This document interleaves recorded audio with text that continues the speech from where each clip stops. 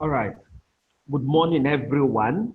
We want to welcome us to this morning webinar on engineering society, the roles, challenges, and the way forward. Please, as a very quick one, we want to encourage everyone to please ensure that they mute their mic and only should unmute their mic when perhaps they're speaking or making a contribution. My name is Omotayo Olorunfemi, and I will be our moderator for this morning session. Thank you and welcome. We want to welcome all the participants. We want to welcome our esteemed speaker. We want to appreciate each and every one of us for creating time to be part of this engagement this morning. And we believe very strongly that as we proceed, that there'll be a lot of wonderful interaction. We'll go out from here with a lot of thoughts and action plans for today's hour. You are all welcome once again. All right, I also want to quickly say one or two things. Please, our mic, very important. Please, let's ensure that our mics are muted so that we will have the wonderful interaction. I will also encourage the participants to use the chat section of the Zoom platform for most communications, either for questions. There's a section for question and answer. You can either use the question and answer box or you use the chat section. We are monitoring both channels and we will definitely respond to every information that comes from there. Preferably, we would prefer we do that rather than maybe speaking, so as to ensure that we maintain decorum. Good morning once again, everyone. Especially now, I want to welcome Engineer Igwe Felix, who is the Dean, School of Engineering Technology, Abia State Polytechnic, for the welcome remark. Engineer Igwe Felix, the welcome, sir.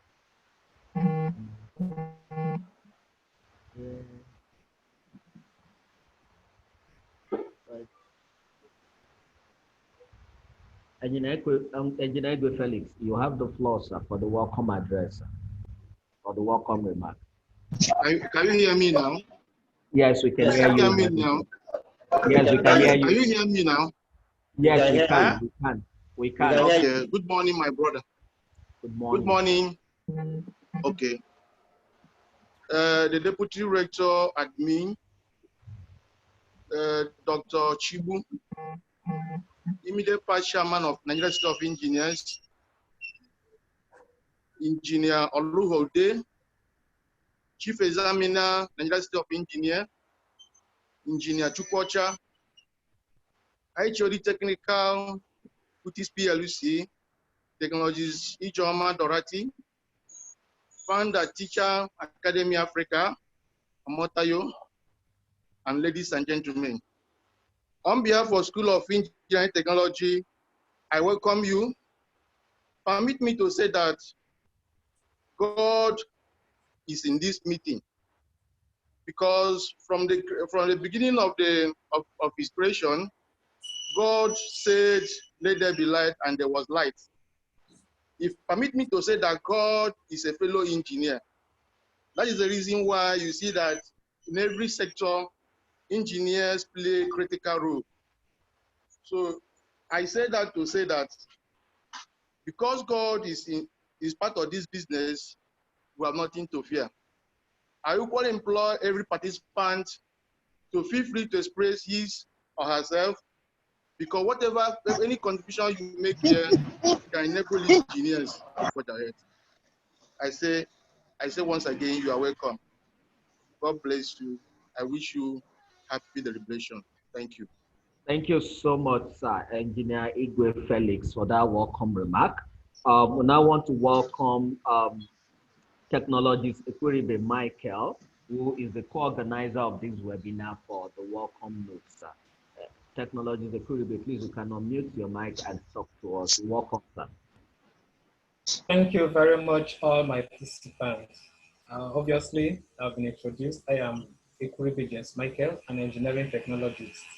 I'm a member of IEEE, NATE, and a Korean ERM representative in Aba. Besides this, I equally have other professional associations of the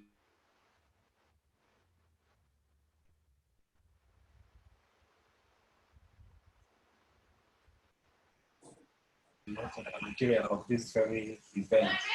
To the panelists, I would want to say again, welcome to this very important event. Please be assured that after now, especially the participants who are on scene, that they will have to rethink engineering education to embracing entrepreneurial engineering as the basis for national growth and development. We must get it right, and that is what E for I stands for.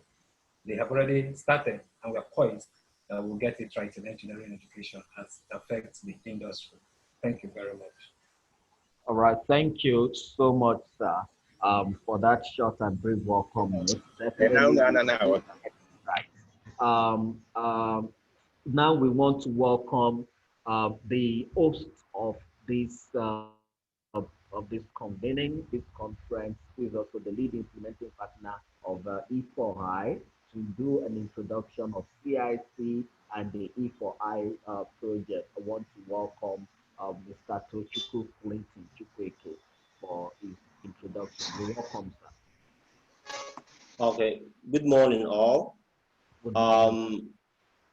Thank you for joining us today. As introduced, my name is Tochukwu Clinton Chukwuocha, and I'm the founder of Clinton Innovation Center. Clinton Innovation Center, CIC, is Nigeria's first makerspace or engineering tech hub. It's a place where we provide training, mentoring, and equipment for young people to create engineering innovations, build indigenous products, and start up businesses. So we've been investing in capacity building for a few years from now. Our vision is to build capacity in Nigeria for engineering innovation, indigenous product development, and then manufacturing. We want to see a Nigeria which creates the products it consumes instead of importing everything we consume, and then also in Nigeria which exports technology products to other parts of the world. Welcome all of you to today's webinar, which is hosted by the Dean, by the School of Engineering Technology, Abia Polytechnic. This webinar is part of a bigger project called Engineering for Industry. And Engineering for Industry is a project to bridge the engineering skills gap in Nigeria and drive industrialization, create collaboration between the academia and the industry, and bring transformation in engineering in Nigeria. So it will involve so many things. Currently, we are working on a white paper. We are working with an engineering team across 11 tertiary institutions all over the country, in all the political zones of the country. They've been conducting one-on-one interviews and research with engineering professionals nationwide to understand what gaps exist, what skills that exist in Nigeria, and then find solution to bridging those gaps. So from the research that is being conducted, we are going to publish a white paper on how to bridge engineering skill gap in Nigeria. This white paper will be a blueprint, a guide that will show us how we can bridge the skills gap in Nigeria. In addition to that, we have a forum, industry academia forum, and that forum comprises industry experts and academia experts coming together to put heads together and to plan together to find ways of bringing collaboration between the industry and the academia. So we expect through this project to have research work or projects in the academia being directly on how to solve problems in the industry. So we have to this program, we support research in the academia to solve pre-identified local industry problems. And then also, we also work towards helping to commercialize academic research work, which has relevance in the industry. So we want to, we are bringing the two together so that if there are challenges in the industry, those challenges will become topics for research and development in the academia. And then if there are products developed in the academia that the industry needs or solutions that they need, we'll find a way to, apply this academic research into the industry. So that's part of what we'll be doing. We'll also be working towards having internship opportunities for both lecturers and students in different industries, so they can have experience of what the industry is and of what the industry needs. And there will also be advocacy for a review of our engineering education in Nigeria. We're also going to be extending our program to secondary schools, where we'll be setting up and training young people through STEM clubs. And there will also be we'll also be organizing an annual engineering competition where we'll identify, publicize, and support engineering innovation across the nation. The Engineering for Industry program is supported by the by Engineering X, which is an international collaboration founded by the Royal Academy of Engineering, and is supported by the Laws Register Foundation. E4I is also supported by the Tgst Foundation in Nigeria here. So we are grateful for the people supporting the program. We also have some partners, some universities, potentially that are partnered with us, and we are grateful for the partnership. One of the partnerships we got is partnership with the School of Engineering Technology, Abia State Polytechnic. So we are grateful for that partnership in making these projects come to pass. So thank you all for joining, and we are going to have a lovely and a wonderful discussion today. Thank you. All right, thank you so much, Mr. Chukwuocha. Now, very quickly, we will go straight forward to our discussion and interaction this morning. And for us to kickstart, I will be introducing our prospective speakers for this morning engagement so that we can start with the discussion very quickly. I'll be starting with technologist Ljeoma Obiora. Technologist Ljeoma Obiora is she's the National Vice President, Southeast of Nigeria Association of Technologists in Nigeria, and she's also the head of Technical Department, CUTIX PLC, located in Inewi. Technologist Ljeoma Obiora, you're welcome. Very quickly, I will, you're welcome. You can unmute and just say hi to us. You can unmute and say hi to us if you're there. Okay, while we wait for her to do that, very quickly. Okay, yes. Good morning, all. Good morning, Ma. So nice to have you. Yeah, good morning, all. Yeah, good morning, Ma. So nice to have you. Thank you for joining. Can you hear me? Yes, we can. Yes, we can. Hello? Hello, we can hear you, Ma. Okay. Yes, very quickly, we have Dr. Surveyor Chigbu Njike. Dr. Surveyor Chigbu Njike is a former head of the Can you hear me? Yes, yes. Is a former head of Department of Surveying and Geoinformatics, Abia State Polytechnic, Abia.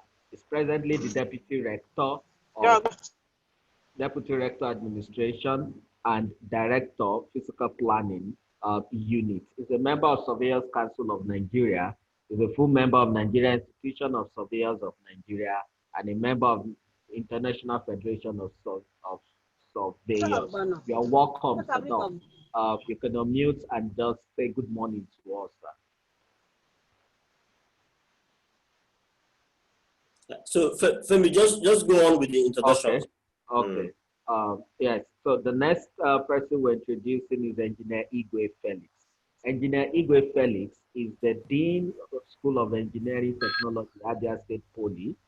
Is a member of He's also a member of NSC, Nigerian Society of Engineers. He's a member of Koren. He's a Koren rep in MBT accreditation. He's currently the HOD of Computer Engineering Technology of Abia State and the Dean of School of Engineering. He's a member of many other organizations and he has been involved at so many other levels for so many other high-level interactions. Engineer Igwe Felix, you are welcome, sir. Then Engineer Okeke Ude Olughu. Engineer Okeke Ude Olughu is an independent researcher, is an innovator, a better way of doing things. He has been involved at various levels with working on innovations in the in the engineering space. In the engineering space, he has qualifications from diploma from IMT Enugu, ESC PGD from advanced study in the in England, University of Leeds.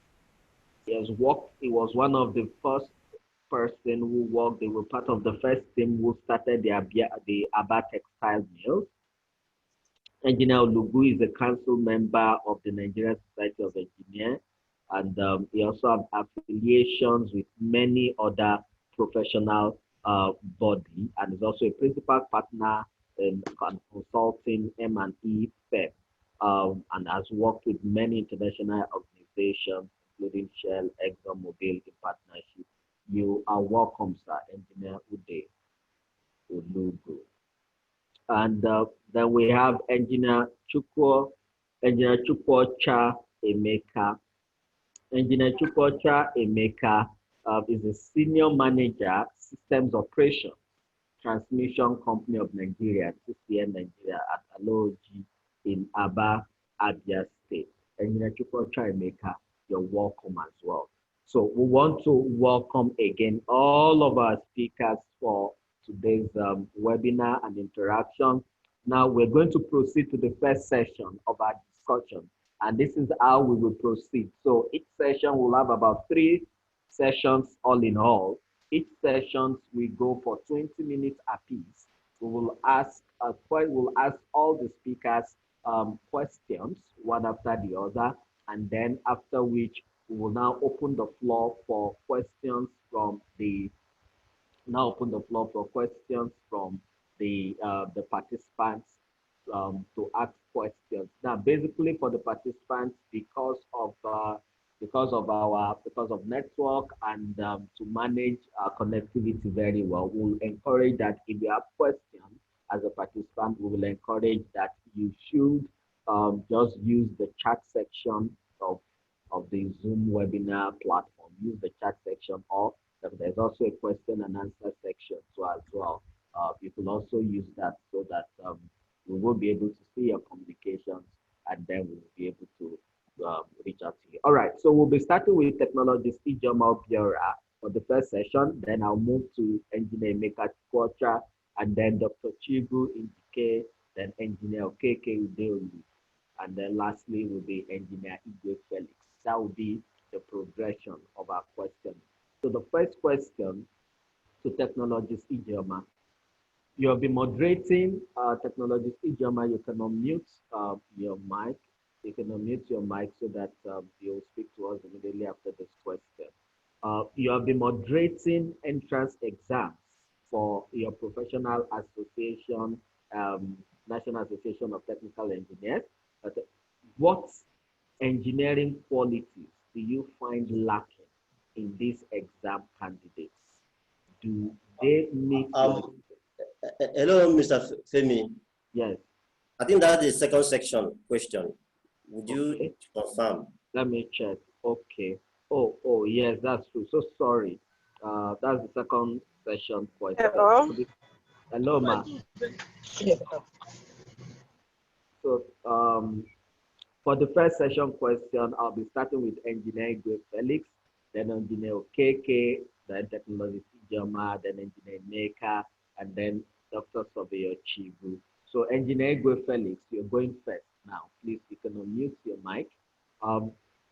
From the academic standpoint, what is engineering and what purpose does it serve?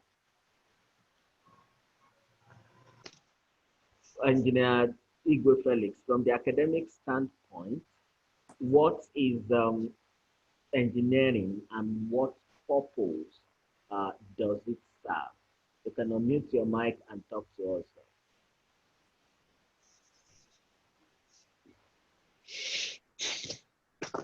Can you hear me, sir? Yes, we can hear you. Yes, we can hear you, sir.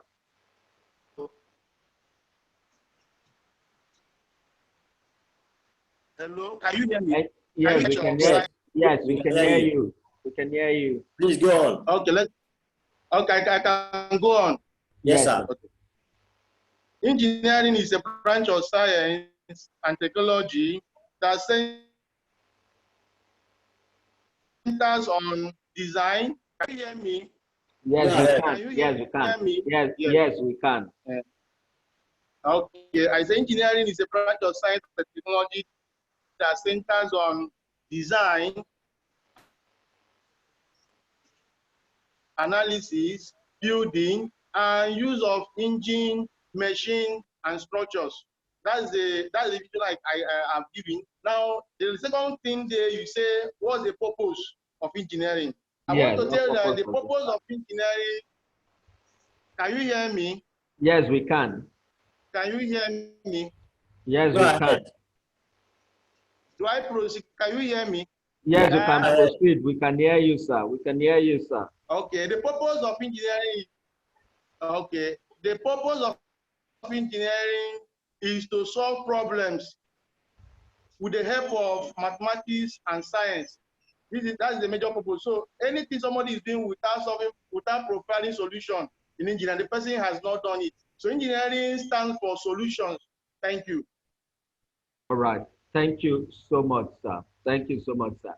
So Engineer Okeke Olughu, your question, the first question I have for you, sir, is what role should engineers play in the society?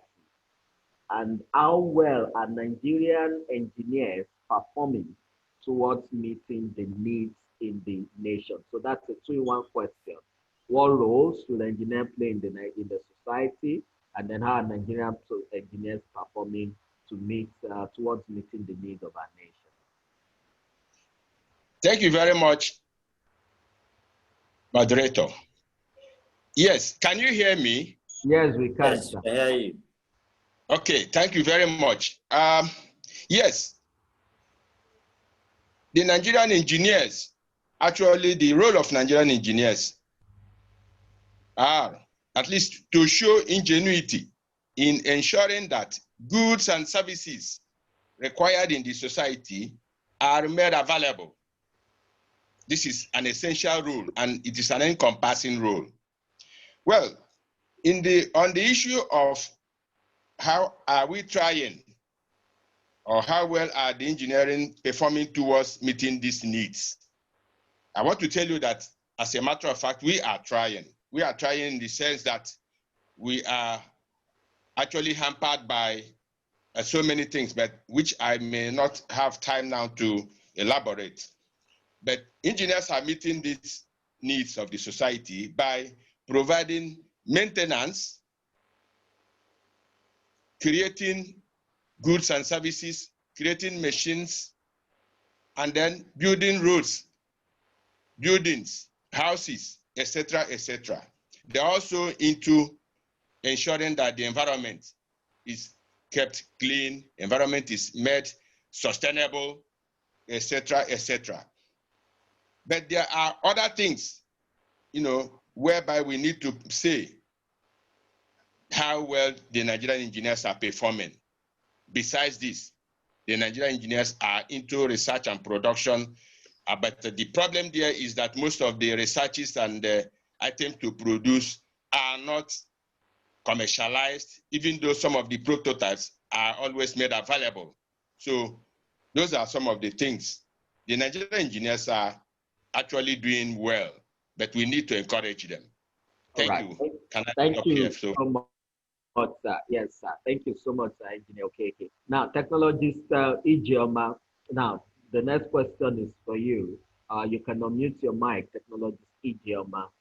You are the head of the technical in CUTIX PLC. CUTIX PLC being the revolutionary Nigerian cable maker company we have currently in the country. What role does engineers play in CUTIX? That is, as the head of the technical unit in CUTIX PLC, what role specifically do engineers play in CUTIX? You can unmute yourself and speak to us.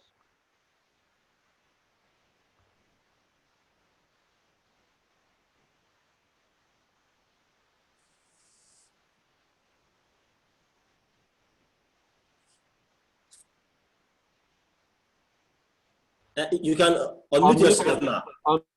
Unmute yourself, man. You've not unmuted yourself.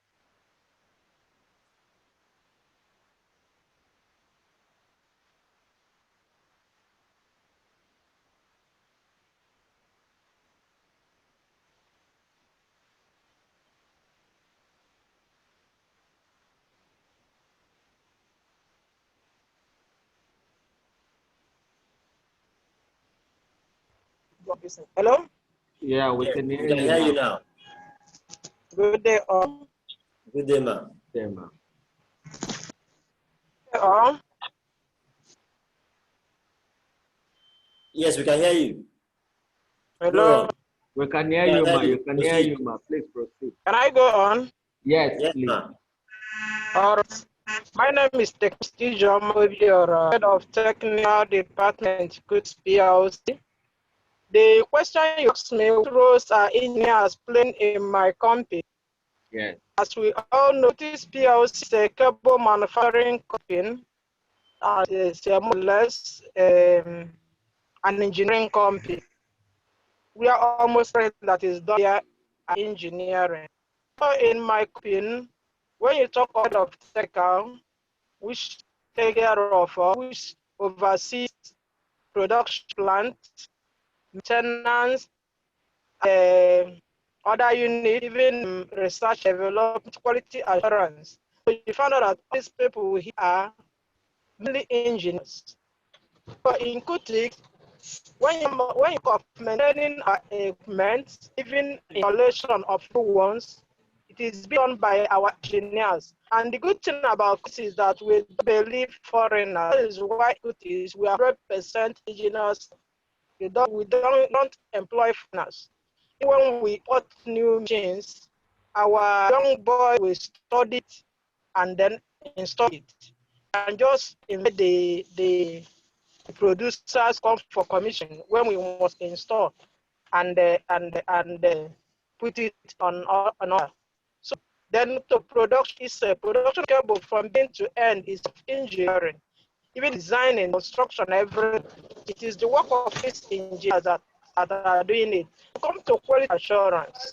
Quality assurance also part engineering, because that is where you now produce according to the spec. You produce according to spec. And for you to produce according to spec, as cable is signed, you have to know engineering. Just as Prof said before, engineering is using the ability of mathematics, science to solve problem, to bring innovations, other things. So not in it is almost 70% of workforce CUTIX are engineering, even marketing. To defend products, the market. If you don't have knowledge of engineering, you cannot defend cable and its in the public. So based on that, we feel that most companies, social engineering companies like CUTIX, cannot do without engineers. All right, thank you so so much. Engineers and technologists. Thank you so much, ma. Thank you so Hello? much. Yeah, Thank you, ma. Yes, all right. So, Engineer Emeka Chukwuocha, You can unmute yourself, sir. Engineer Emeka Chukwuocha.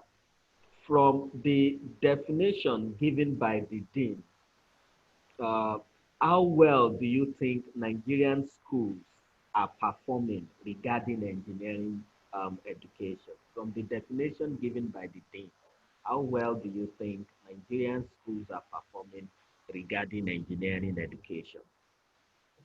Good morning. Good morning, sir. Yeah, from the definition given by the dean, he said engineering is the application of a scientific principle and technology for the design and manufacture of operation of structure, machines, and other things. Basically, I will give it a little above average. Okay. A little above average. Our products basically are good in theory. They are good in theory, but the real practical aspects, the real training aspect of it is very poor. It's very poor. That's where we need improvement. So I will give it a little bit above average for that.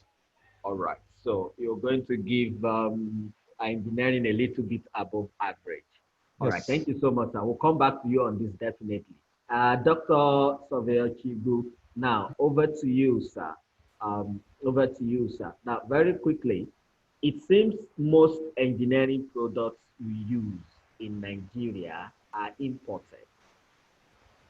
Do you think our education system contributes to this problem? Or perhaps I should ask you first and foremost, do you think most of the engineering products we use in Nigeria, do you think they are imported? Are they imported, sir? Dr. Chigbu, are you there, sir?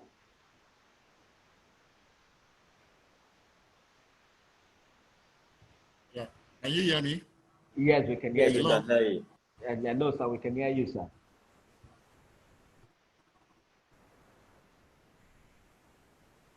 So the question, hello, sir, we can hear you, sir. So you can hear me?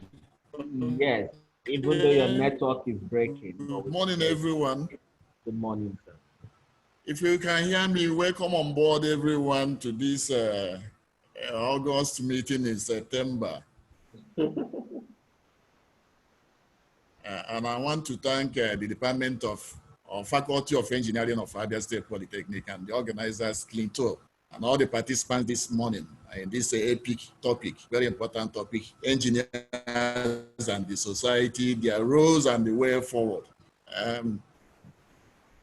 From the last discussions, or the ones that have so far talked about engineers, I think their definition is apt.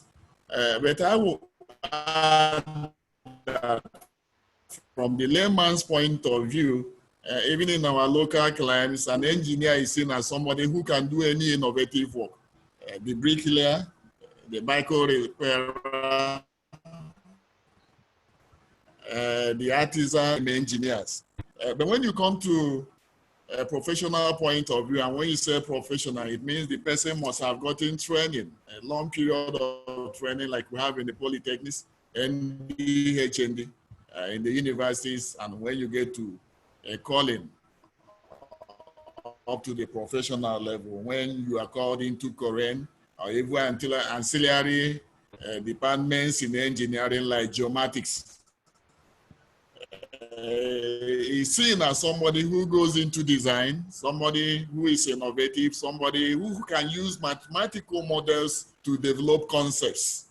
And all these things are aimed at not just any other thing, solving problem of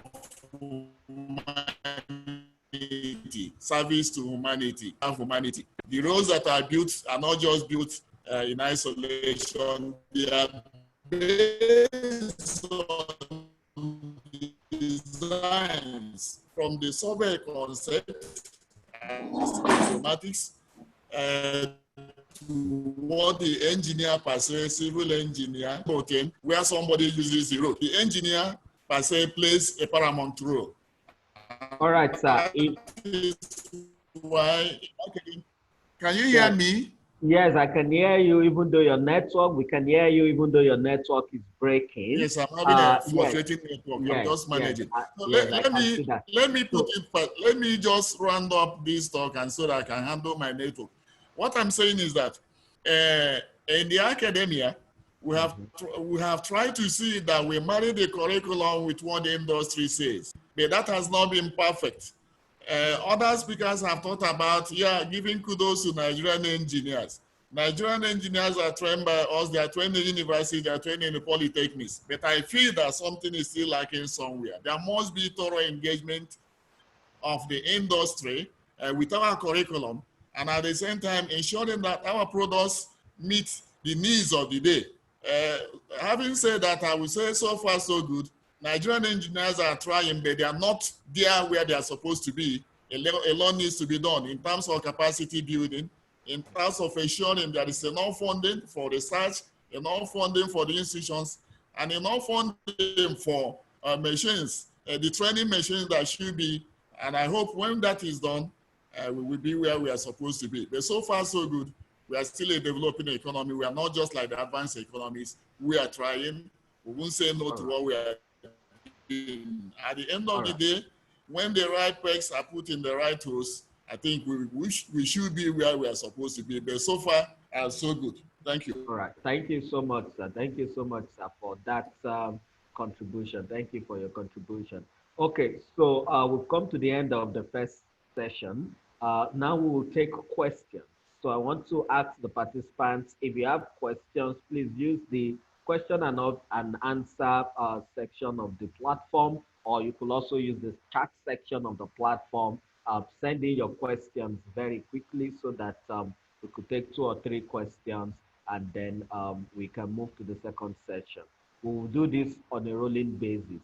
So I already have a question here, and I'll be directing this to Engineer Emeka Chukwuocha. I'll be directing this question to Engineer Emeka Chukwuocha because the question stems from the last response you gave, sir. So you can unmute your mic. Now, Charles Adinma is asking that how can our engineering, now remember the question we asked was from the definition given by the Dean. How well do you think Nigeria schools are performing regarding engineering education? And I remember very well that you said we are performing a little bit above average. Am I correct, sir? Yes, sir. Okay, good. Now, Charles Adima is asking that how can the performance be above average when we are importing virtually everything from China? Okay. Actually, what we said, what I said initially, above average, because engineering implies of 2 sessions. We have the education session, I have the training session. The training session is what we are lacking. We started well during our 60s, where we have a Nigerian Engineering Works. Nigerian Engineering Works is they produce one of the best fan, one of the best refrigerators. They even go into power transformers and distribution transformers. But where are they now? We lost control of engineering during the military takeover. Actually, our products in engineering are averagely good based on their theoretical aspects. They give you the best theoretical aspect, they are good in theoretical aspect, but when you come putting the theoretical aspects in designing and production, is where we're having the problem. That's why I judge them averagely, because we have to get both the theory and the practical aspect, we have to get it together to get the excellence they deserve. So since we are not getting the practical aspects, and China is taking over the industry, because they have both practical aspect and the designing aspects. But we need to take over this designing aspect from them, and we need to take over the manufacturing aspects from them. The effort by taking over these things, by bringing back our engineering works, our engineering works have to come back. We produce our fans, which is best in the market up to now. We have our refrigerators, which is best up the market now. But what happened to the company? We have to bring back those companies and compete with them. For us to compete with them is what they did in importation of rice. Importation of rice, They stopped importation of rice and gave the country chance to produce the rice. Virtually all the whole states are doing such now, producing rice. We have Abia State producing rice in Abia State. We have many companies in Ebonyi State doing that. So if we can gradually, if we can go into production of equipment, we can achieve that. By stopping those equipment in importation, then ask our own engineers to start manufacturing them. Look at what is going on in road construction, where we have the CCEC. CCEC is dipping into African economy. They do every road construction, both in Africa and Europe and some part of America. This company is being owned by a Chinese company. It's owned by China government. It's not an individual company. Let our government take over most of engineering production. Let our government take over most of engineering production. We are not very ripe for privatization. Privatization they are looking into now. Then they take over most of engineering production and bring back engineering works. When they bring back engineering works, we can go from there in creating most of all these things they are importing. Thank you. Thank you so much, sir. Thank you so much, sir. Engineer Okeke Olughu, I don't know if you want to lend your voice to this, sir. Can you also lend your voice to this question? Yes. Can you hear me? Yes, we can, sir. Okay. Yes, actually, a lot of things needs to be done. We need to improve on the production of some of these items. We need to improve on the way we build our roads. We need to improve on the way our industries are working, even though most of them have gone moribund. We need to ensure that these industries are brought back and people go there and work and practice, work on the machines. Coming to research and production, coming to works, in those days, there were some of these companies, like the Nigerian engineering work, like Emeka Chukwuocha mentioned. Those things are no longer in operation. Why are they not in operation? It is just because the engineers are ignored. Instead of embarking on what we do here, most businessmen like to import these things. So that is why most of these industries are going moribund. Take, for instance, the Abia textile mills, where we fashioned the process house. We started that process house from start to finish, and it was working very well. But what brought about its downfall? It wasn't because the machines were not maintained. It wasn't because the engineers there were not working well. It was just a management problem. The issue of the management we were producing. So we need to encourage engineers more. We need to let them actualize some of the products they have, products they have made available. Most essentially, those products that were in the prototype stages. We need to commercialize them. We need to go, okay. So we need to go into some of these things and make sure that they are used by the society. All right, thank you so much, sir. All of them are of equal, good quality, and so we need to encourage the engineers. Thank you so much, sir. Thank you so much, sir. I'll direct the next question to you again as well to pick before we move on. So the next question says, how do we now bring the industry closer to the universities and polytechnic? How do we bring the industry closer to the universities and polytechnic? How do we create this synergy between the industry and the academia? How do we bring the industry closer to the universities and polytechnic? That is, how can we now create a synergy? Okay, yeah, there are so many ways.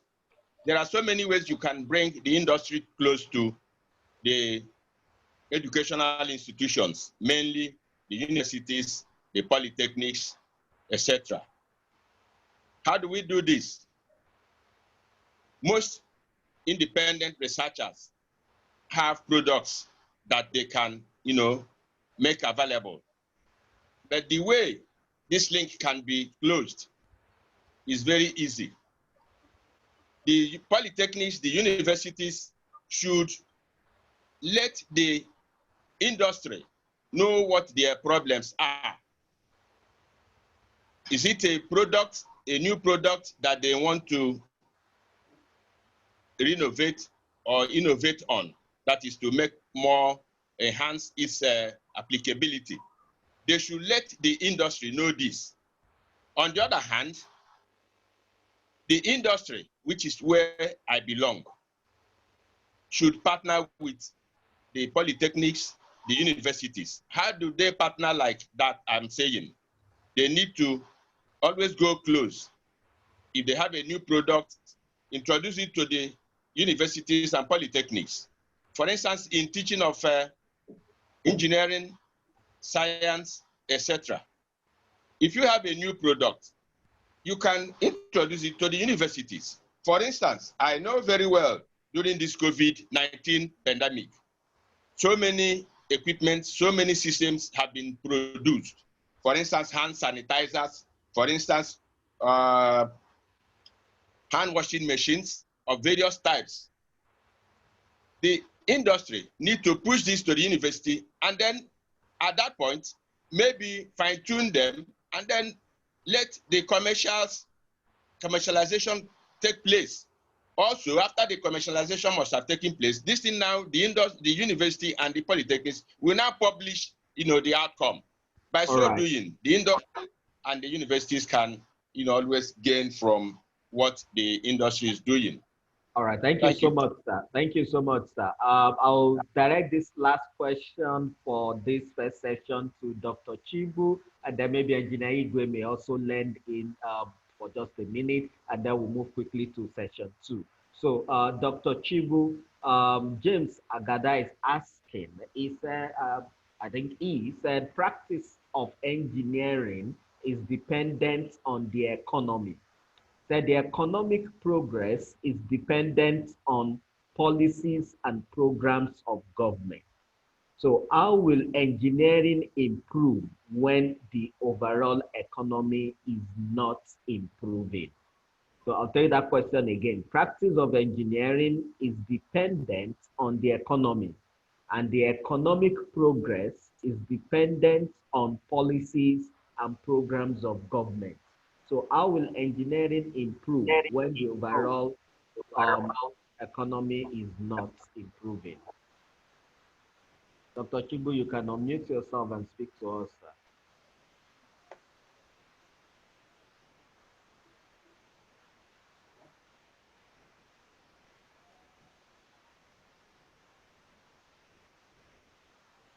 You are still muted, sir. We can't hear you. You are still muted.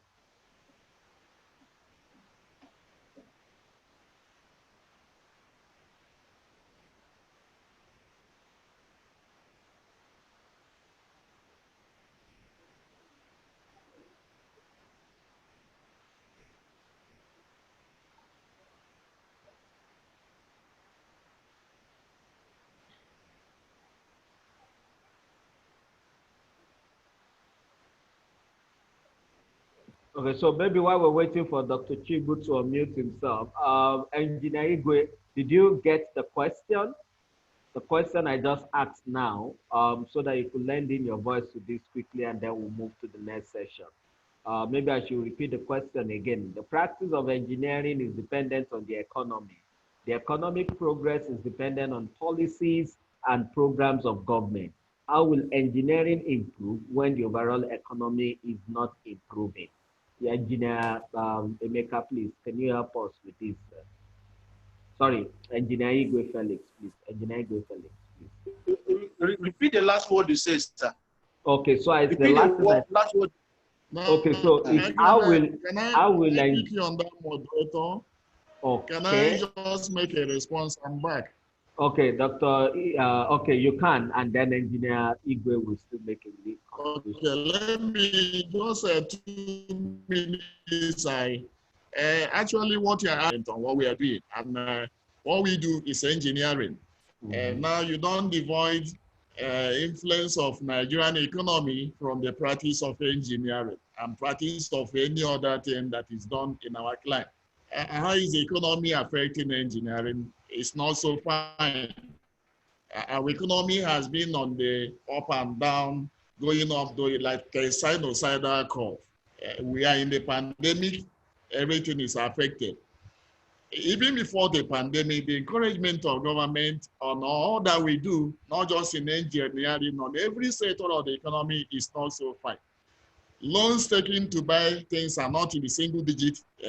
Actually, you can attest to that it is difficult to obtain loans, and most industries, like the last speaker said, have gone moribund because there is no encouragement. And so if the environment is not healthy for the practice of engineering and every other profession, it means they cannot ordinarily thrive. I have a friend who is into production. I ask him, why are you not producing these fabrics that are used for furniture in Nigeria? He said, no, I can't do that. Power is not there. It's not stable. Like, see what I'm battling with the internet. I'm in the office. My internet is not stable, but I have a full gig. That's one of the problems we have here in this line. It's better to import from China, much more cheaper. That is why you see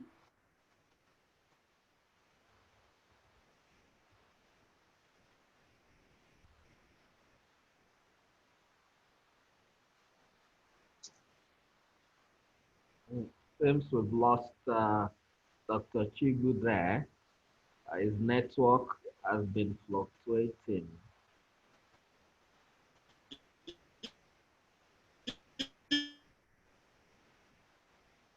even the capital flight, if I had to get one technician from, his skin is different.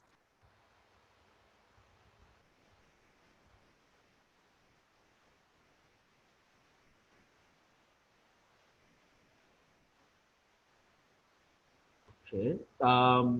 It seems we lost the. Okay. So Hello, what I was trying to say is that even in the academia, there is low motivation of teachers. There are no good tools to work with. Capacity building is poor, and that has affected the output of even the students we are producing. So all in all, if the encouragement is there and there is enabling environment, Nigerian engineers will do better and will produce better graduates, who will produce better engineers, and it becomes a win-win for all of us. All so right, I'm advocating that rising from this meeting, there should be strong word given out to those our leaders that we need to be encouraged all around, both in academia, both in the industry, and otherwise. There should be that synergy between the industry and the academia, so that all that we shall do will be best for all of us. All right, thank you so much, sir. Thank you so much, sir, for that. Because of time, I'll be moving to the second session of our discussion. Please, I want to encourage the attendees, the participants, to please use the question and answer section of the chat of the Zoom platform or the chat section as well to send in their question. I can see one or two persons raising up their hand. I can see a favor and Chinagozi Daniel. I could see them raising their hands, but because our network have not been so consistent this morning, I would rather we use the chat section to ask our question, and then I'll read it out so that we can manage for connectivity. So we move to the second section very quickly. Thank you, everyone. We'll be starting with technologist ljeoma, then I'll move to engineer Emeka, and then Dr. Chigbu, and then engineer Okeke, and then I will end the second section with engineer Igwe Felix. So I will start with technologist ljeoma. Technologist ljeoma, you can unmute yourself. You can unmute yourself. You can unmute yourself, and then this first question is for you. You have been moderating entrance exams for young professionals, for Young Professional Association of NATE. What engineering qualities do you find lacking in these exam candidates? What engineering qualities do you find lacking in these exam candidates? do they meet your expectations? Do they meet your expectations to be called engineering technologists?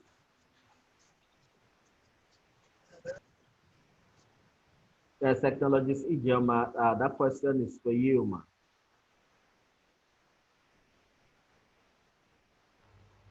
Hello, ma, you still there? Can you hear us?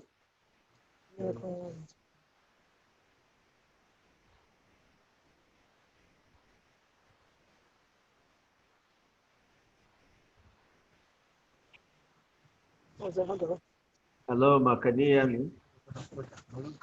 Okay. Yes, yeah. Hello, ma, can you hear me? My network is not in there at all. Can you hear me? Yes, we can. Yeah. Yes, we can. Hello, ma, we can hear you.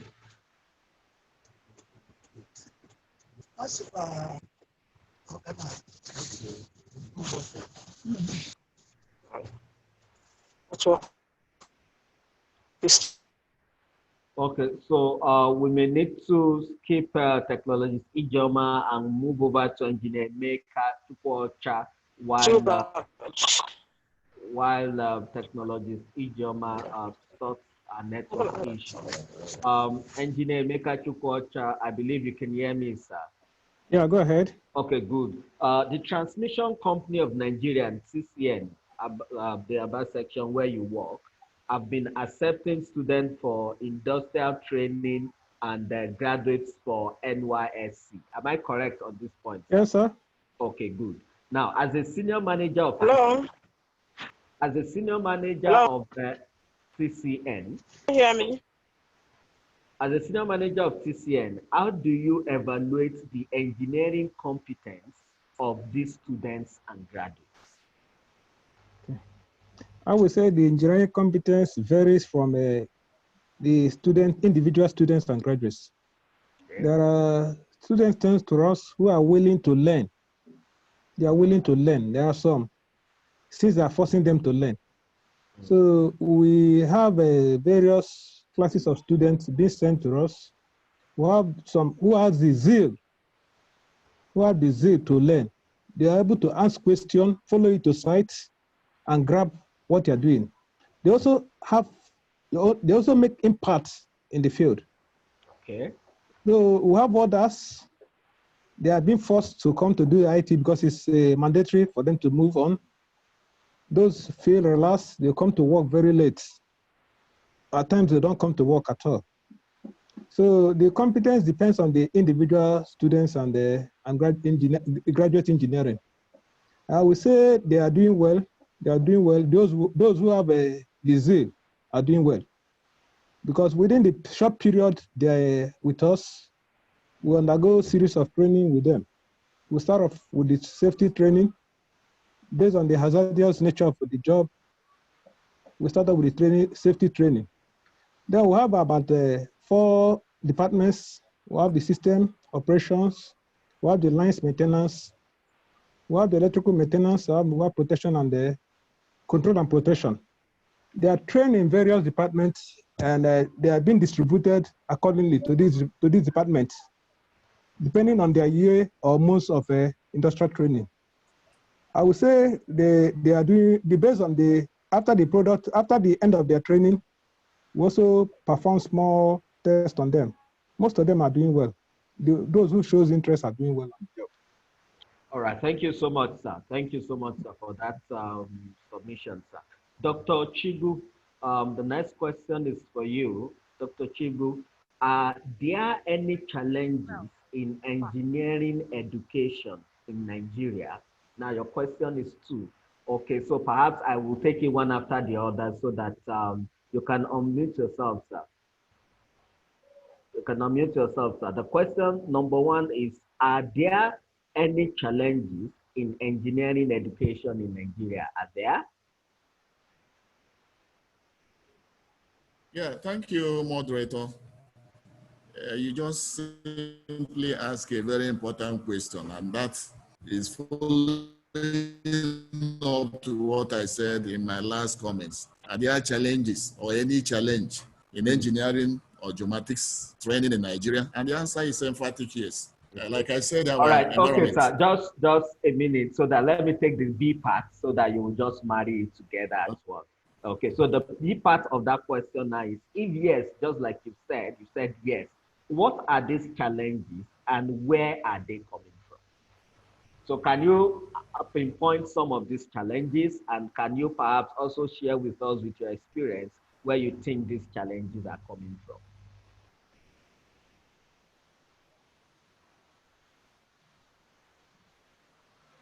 Yeah, I said the challenges you ask, we have them, they're enormous. Let me start first of all from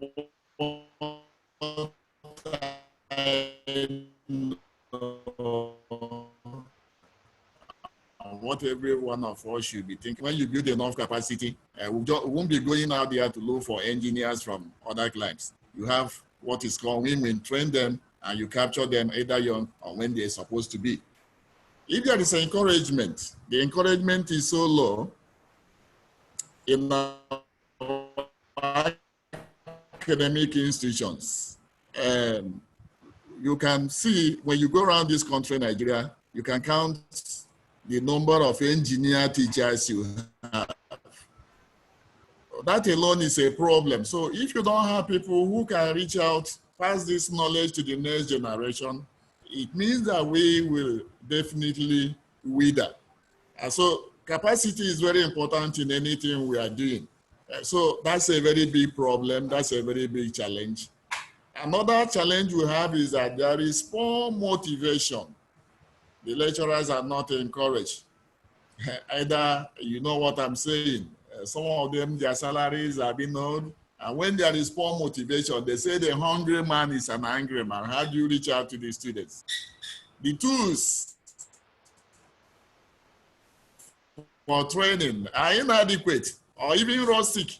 So what am I saying? We need modern tools, the trainers, to train these young ones. So if you look at Nigeria per se, the problem of Nigeria, if you can identify real problems of Nigeria, that's the same challenges we have in the academic environment.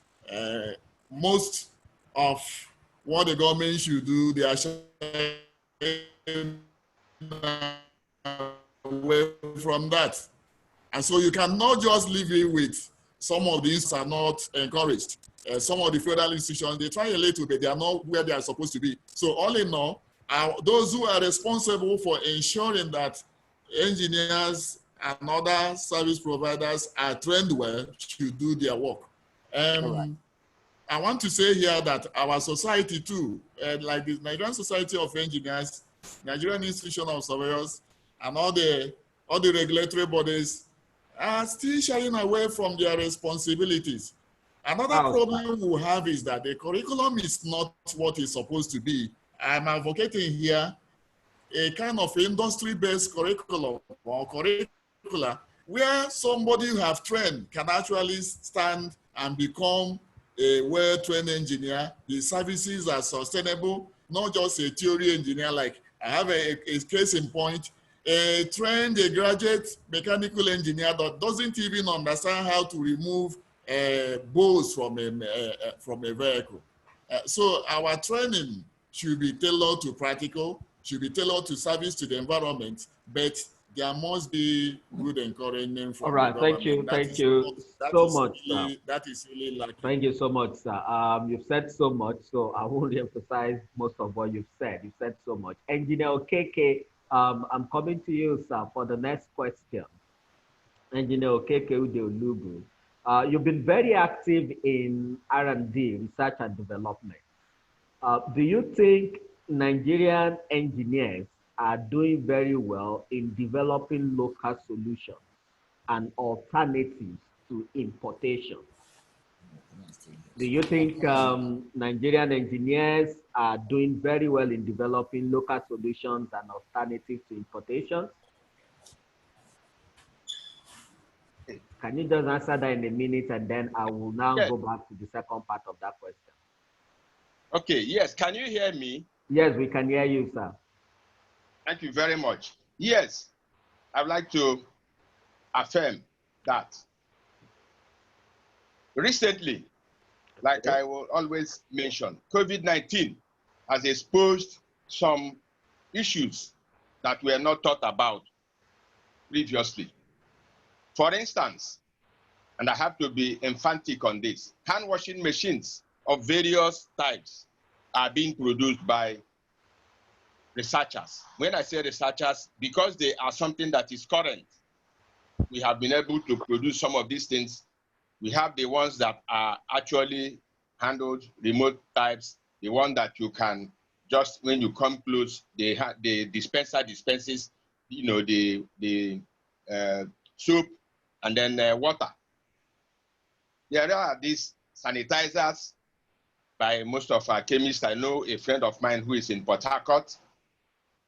Coming to face masks, you can see many of them. And when you see them, you don't think that they are different people. Engineers are people who are ingenious. So even when you see a tailor, you may not be able to say his background.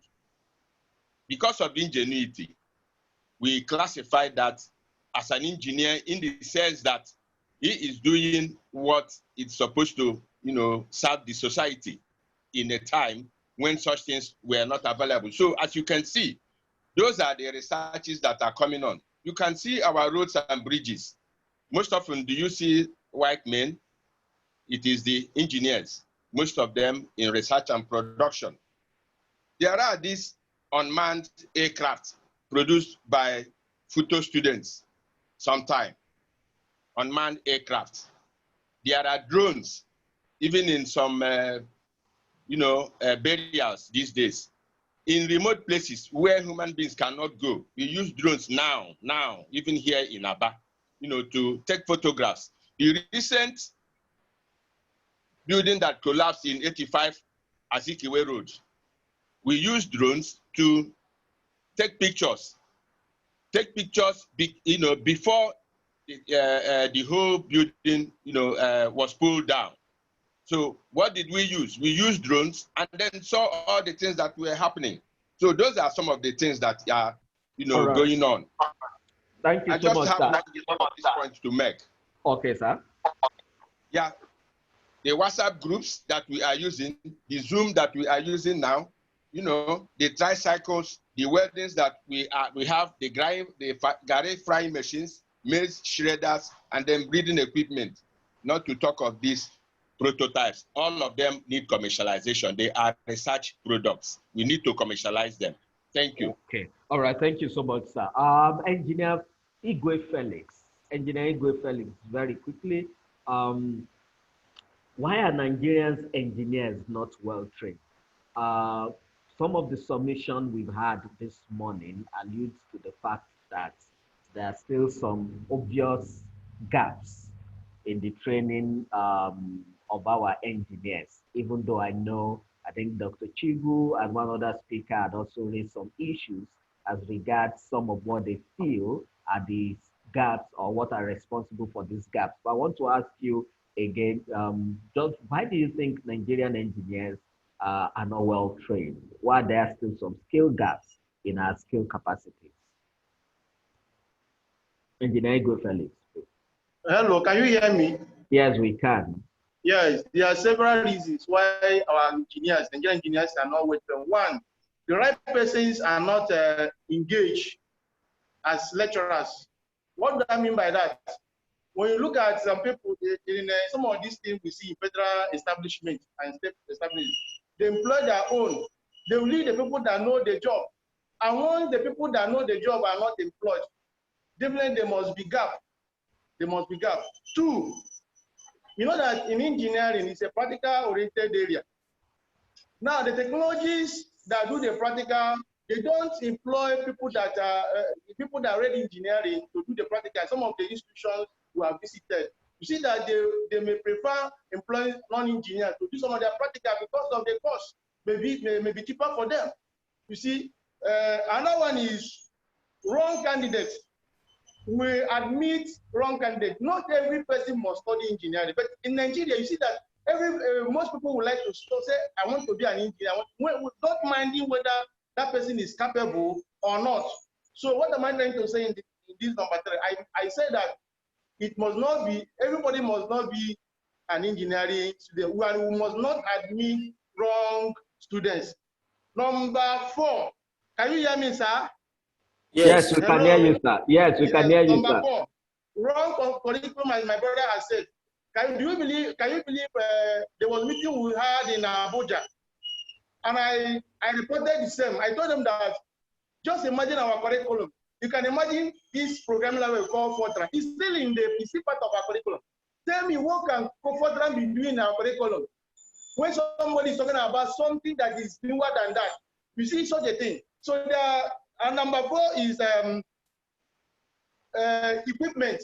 Some of our institutions, the laboratories, the studios, the workshops are not well equipped. So number 5 is even you know that there's normally ask our students to go for IT. When they go for IT, these students are not properly trained. You can see some of their bodies we prefer to do the practical thing when they go on break. And that is telling our students. And some of them are not even opportunity to have a place for IT. If you go to, like you have asked my brother who was paper, if they go there, they say they don't have place for them, they don't have chance for them. You see, these things are problems because these IPs are the rationale behind IT is for students to bridge that gap between factory and institution, academic. But here you see that our students don't go for IT again. So number 6. All right, it's okay, sir. I think. Hello, can you hear me? Sir. Yes, we can hear you. Can you hear me? Yes, we can hear you, sir. We can hear you, sir. Our So lecturers and technologies are not allowed to go for retraining. What do I mean? When somebody who is teaching is not retrained, that person must fail because you cannot give the younger generation what they need. So these are the few points of mine, I think, Thank you so much, sir. that are causing these problems. Thank you so much, sir. Technologist ljeoma, I can see that you are back. Now, if you can hear me, can you please quickly unmute and then let me ask you the question I was trying to ask you before the network issue happened. If you are there, please, can you please unmute yourself, ma'am? All right, the question I was, the question I was asking you before the network issue was, having been moderating entrance exam for your professional association, NATE, what engineering qualities do you find lacking in these examined candidates? Then, do they meet your expectation to be called engineering technologists? So 2-in-1 question. What are the qualities you find lacking in these candidates, and then do they also meet the expectation of what it is required to be said to be an engineering technology? Very quickly, may you have just 2 minutes max. Okay. Good day. Good day, ma'am. Yes, good day. Can you hear me? Yes, we can. Please. I hear you. Speak on. I'm sorry, the network is not friendly at all. No problem. But based on your question, let me go straight to the question. Yes, I've been coordinating exam, professional exam for engineers for quite about 4 years now. Yeah, some of the quality that are lacking in engineers and technologists are 1, a more good communication skill. Most of them find it difficult to write down a good report. Yes, even though engineering is more of skill, more of practical, but you have to know how to put down what you are doing and and then write a report. So I found out that most of our young engineers nowadays, they don't really know how to do good communication. That is, you cannot take their reports and then see something that will convince you really that this person knows what he's doing. Then secondly is analytical ability. Most of them also are not, they are not in details. I don't know whether it's because of the maybe quest for money. Everybody is just doing things rush. So you find out that most time they will not cool down. The person may know what he's doing, but the ability to cool down and then put those things together is sometimes very not easy for them most of the time. You find out that, or sometimes they will now be, because of money, they will just be looking for people to do it for them sharp. And I believe this thing also is a reflection of what is happening in the institution. Because nowadays you find out that most lecturers and the students, what they are interested is, can't money solve that problem? So nobody is now ready to dig deep so that he then will not have that detailed orientation as required by engineers and technologists. That's all a right, major thank you, ma'am. Okay, now so with all of what you've said, now, do you think they meet the qualification for engineering technologies? Do they get to meet up with what is required? Do you think now with some of these skill gaps you've observed, do they still qualify as engineering technologies? Do they still qualify? Yeah, those tests are qualified because, as defined in here, is the ability to use mathematics, science, knowledge to solve human problem. Yeah, most times you've seen when you ask to do it practical, especially from technologists, from technological or Polytechnic, you see them do that in practical. But no, to put it down is a problem.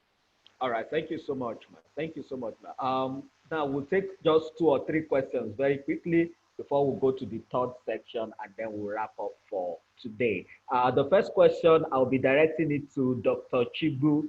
So Dr. Chigbu, you can unmute your mic. I'm directing the first question to you. Now, and I will pick the question here and also draw from the last thing you also said when you were speaking.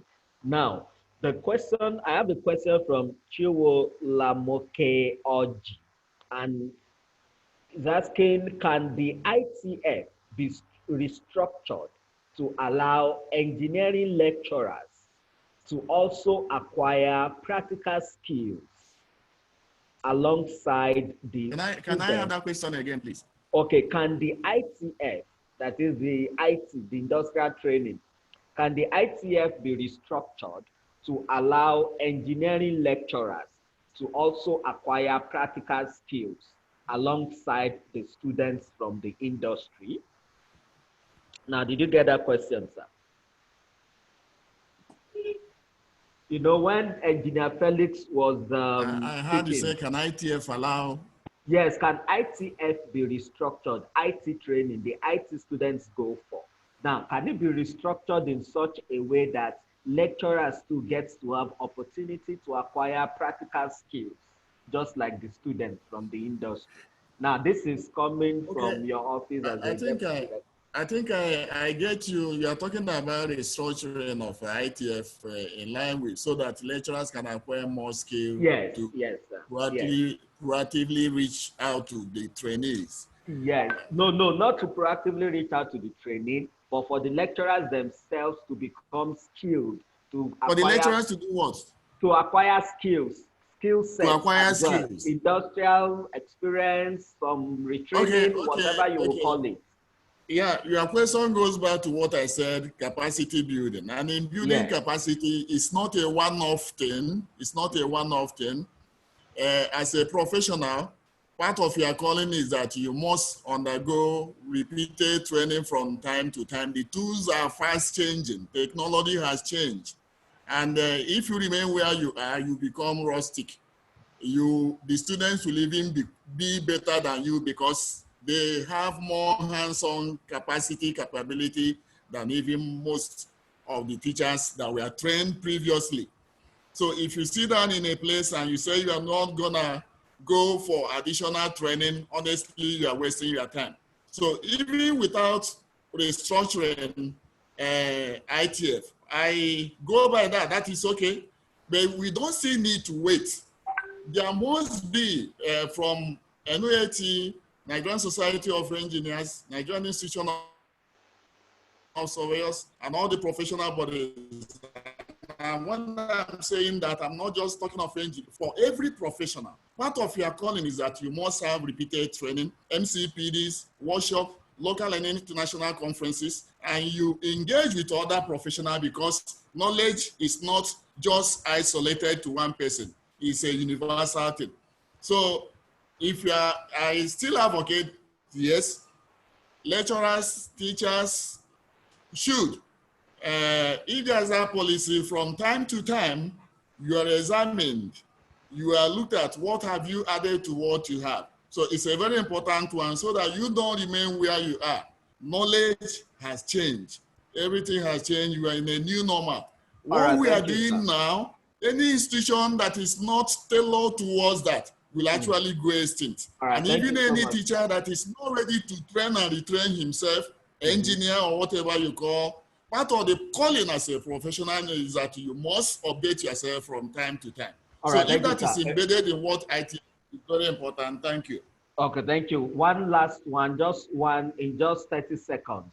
Let me quickly ask you, who then is responsible for this training? Is it the lecturer that will need to train himself, or is it the schools that will put systems and programs in place to ensure that the lecturers get trained?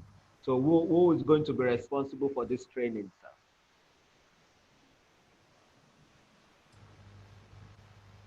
Are you asking me? Yes, I'm asking you.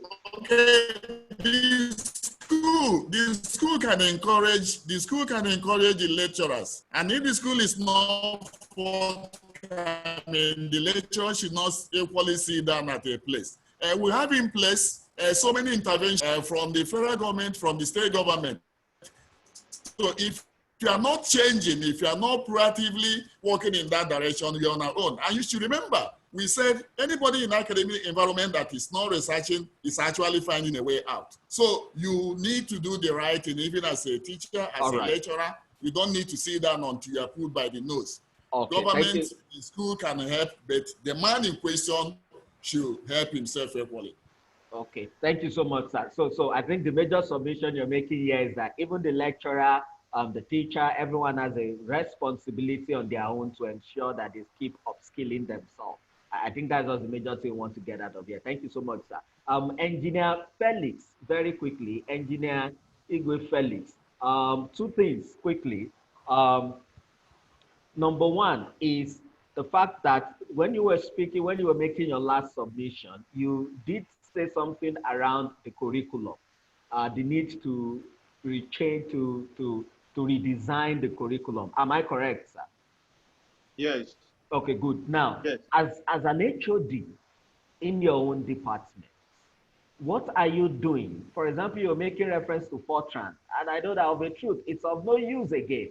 Now, but as an HOD in your department, what are you doing to ensure that what the student gets tallies with what is observed in the 21st century? What practical steps are you taking in the area of curriculum redesign?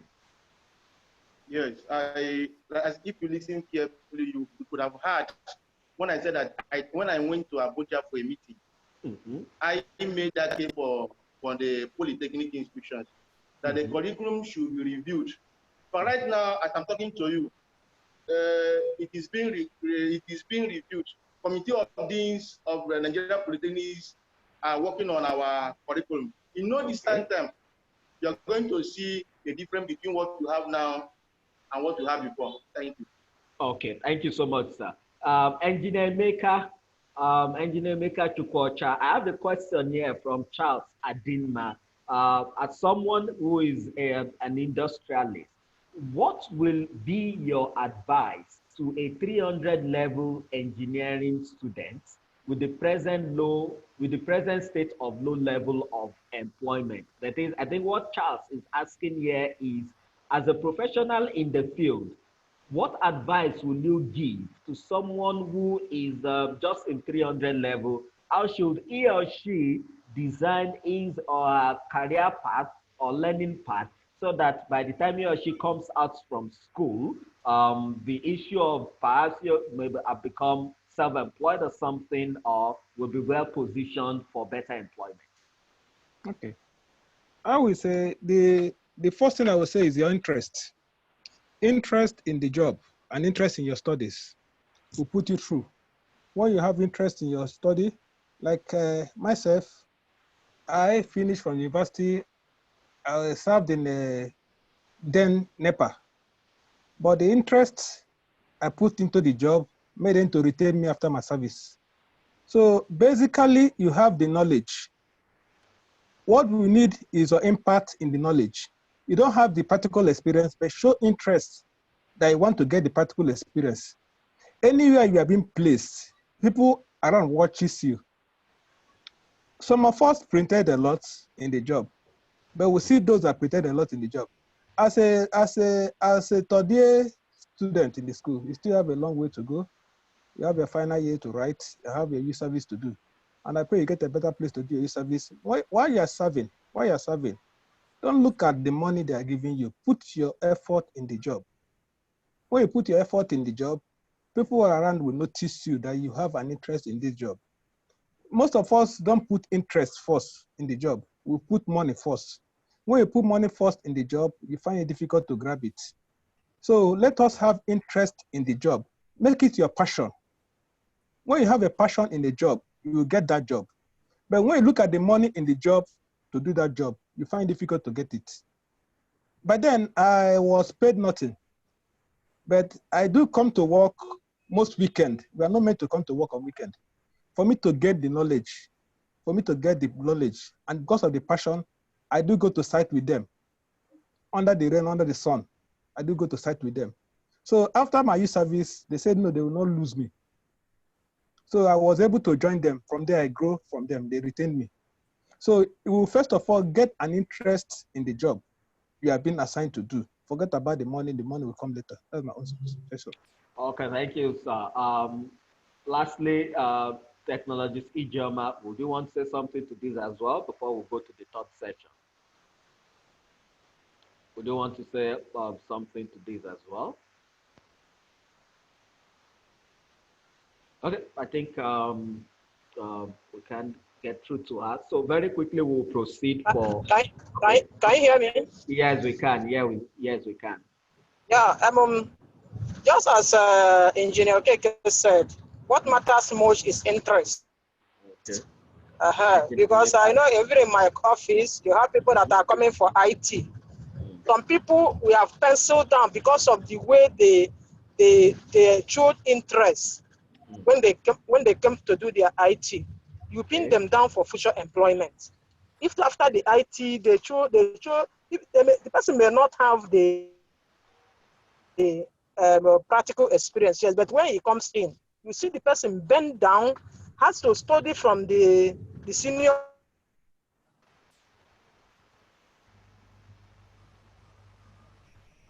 colleagues. So such are the people that industries want. Once the person is underemployed, those are the people we immediately give them, looking for money or this or that. So my advice for year 3 students is for them to be interested in whatever they are doing, especially when they are employed. Let them not look at what they are being paid, but let them, first of all, struggle to get the experience. When you have the experience, by then, work, you will not be searching for work. Instead, people that have seen what you have gathered will be looking for you. So that's my advice. Thank you very much. All right. Thank you so much, Ma. Thank you so much, Ma. All right. We'll be moving to the third section, the third session of our interaction this morning, very quickly now afternoon, so that we can begin to wrap up. Now, I'll be starting with Dr. Chigbu, and then I'll move to Engineer Felix, and then Engineer Emeka, Engineer Okeke, and then lastly, technologist ljeoma. So, Engineer Chigbu, you could unmute your mic. Okay, you've unmuted your mic. Now, as Deputy Rector in Abia Poly, okay, how willing is... Hello? Hello, sir. Can you hear me, sir? I'm listening. Yeah, I'm with you. Oh, all right, thank you, sir. As Deputy Rector in Abia Poly, how willing is Abia Poly for partnership and collaboration with the private sector? And what will you say to interested potential partners? Okay, thank you.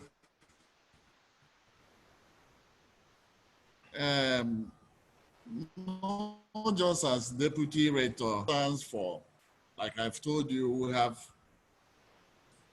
a lot of collaborative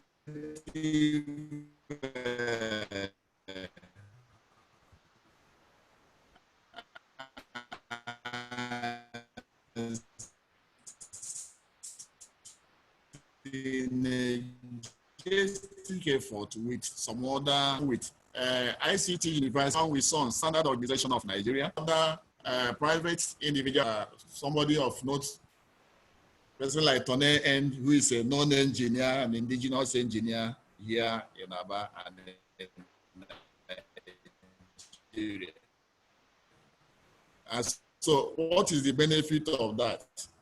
Like what I said, if interaction with the industry, that will impact positively it will impact positively on our trainees and even our lecturers and everybody, and the benefit will be win-win for us. We do encourage that here in Abia Poly, and we're open to whoever that comes on board with any good innovation, because our aim, so to say, is to ensure, going by our mission and our vision statement, is to ensure that we remain on top. We can't just do that by locking ourselves within the four walls of Abia Poly. That can be done when we have enough synergy with the outside. We've been doing that. We are ready to do that. We are ready to collaborate with whoever that has anything to bring to the table. So we are open. We've not closed our doors. Dean Engineering can attest to that we are just doing that. If I have mentioned Louisiana, it means we can do that locally. And part of what I need to tell you is that this institution, Abia Poly, is foremost. We have innovative things we have done. Our bulb, the electric bulb, has a lifespan of over 5 years. During the COVID, we were able to produce semi-automated and even automated hand washing